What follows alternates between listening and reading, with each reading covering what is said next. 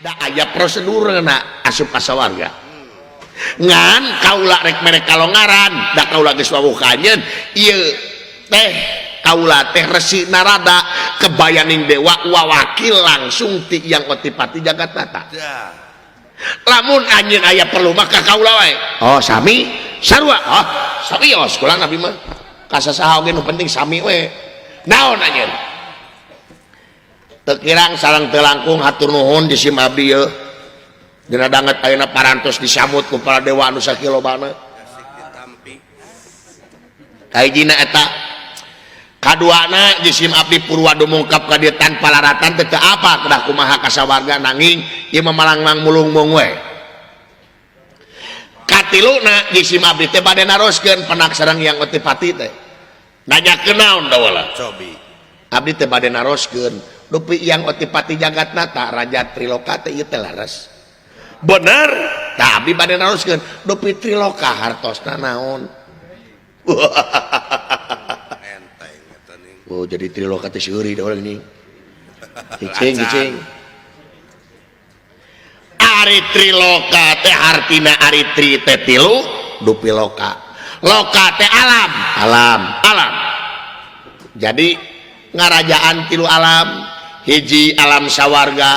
kadua alam kajinan katilu alam marcapada anu dicicingan ku anjeun dawala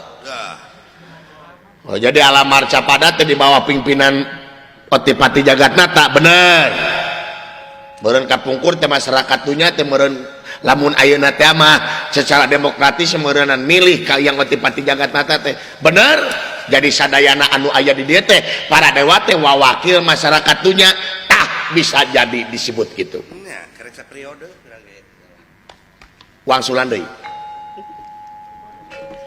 jadi ya para dewa anu aya di dieu teh wawakil masyarakat dunya bener kedah disapuk ieu kedah disatujuan laras ieu teh para dewa anu aya di dieu teh wakil masyarakat dunya bener da wala teu salah sim kuring bade naroskeun naon upami leres salira wakil masyarakat dunya sim kuring bade naroskeun secara hukum bahasa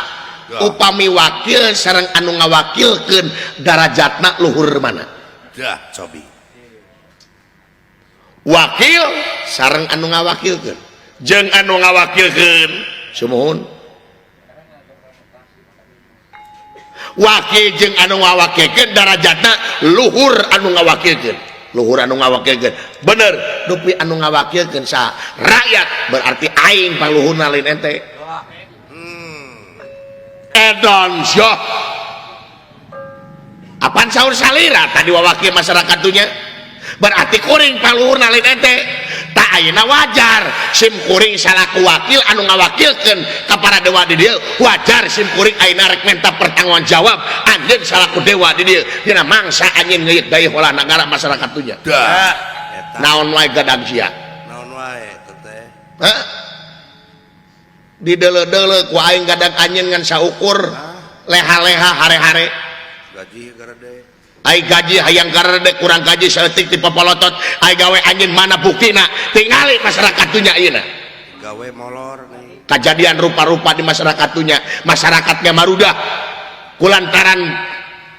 kasetabilan di masyarakat dunya hampir teu aya krisis multidimensi di negara masyarakat dunya ayeuna kiwari hampir-hampiran gede kari-kari ayeuna anjeun cicingeun mana anjeun salaku wakil masyarakat dunya teh teu ciraker hayangna anjeun dah dina mangsa kampanye anjeun ka rakyat teu ngadak-ngadak darareukeut dina mangsa kampanye mah anjeun teu ngadak-ngadak balalager ka rakyat dina mangsa kampanye mah daek belusukan ka rakyat dina mangsa kampanye daek ulin jeung rakyat leutik tapi sengaja jedog jadi pamimpin teu eling ka rakyat mana buktina anjeun salaku wakil rakyat eta kulang abong disebut wakil kabeh diwakilan ku anjeun beungharna sagala rupana mobil mewahna ku sia ai rakyat ge curug nu nabeuh nu ngampar-ngampar nu seubeuh nu lapar-lapar eta apaan anjeun dijadikeun teh ngemban penderitaan amanat rakyat mana geuningan amanat aing teh jadi tepi-tepikeun ngabobonge maneh ngabobodeg maneh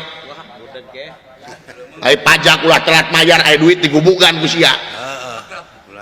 kemana Arab mana buktina adir teh ya cing inget ieu negara lain menang pamere teh kaum penjajah ieu negara lain menang hadiah tinu ngaraja tapi negara menang hese capek susah payah pahit ketir lara balangsa ditebus ku jiwa para karuhun urang baheula anu mati di medan jurid perlayak di medan danalaga hancur di medan tempur toh pati jiwa raga nyawa anu dipalar keselamatan jeung kemerdekaan bangsa tuh tinggali cirina naon kan tutungul anu parantul anu tugur di luhur kubur tetengar anu hempak di taman pahlawan lain tutungul tempat pemunjungan lain tetengar tempat pemujaan tapi harwas beja ka urang sadayana pikeun pejuang di alam merdeka ku karya-karya anu nyata jeung karya-karya anu terpuji dah eta aing ka dieu rek menta konsekuensi anjeun salaku wakil rakyat dina mangsa janji-janji anjeun ka rakyat buktikeun ku anjeun kabeh coba janji sia teh mana cara kerahayang nak rakyat ke mangsa kampanye manu gelo ditanya ku sia dina mangsa kampanye mah nomor WA ditebikeunnan ka batur aing geus kajedog ke di luhur nomor WA teh dihararapus ditelepon ge hese juang cileung make uteuk atuh pentingkeun rakyat angkat harkat derajat rakyat ulah sakali-kali hei anjeun salaku wakil rakyat ulah yang diistimewakeun ku rakyat tapi kumaha sia ngaistimewakeun rakyatna dah anjir bisa tak kang anjeun mah paling lila 2 periode kitu ge lamun kapake tapi rakyat sapanjang negara ngadeg rakyat tetep aya moal aya anu disebut pensiunan rakyat moal tuh nah lamun eueuh rakyat mana mun eueuh rakyat mana mimin cucunguk dengekeun kumaha euy dah ay wa si kurang ajar siang anu ngahina ieu mah rek ngahina ka para dewa ieu mah heh alay cicing ngeunal tewak sia bab kuman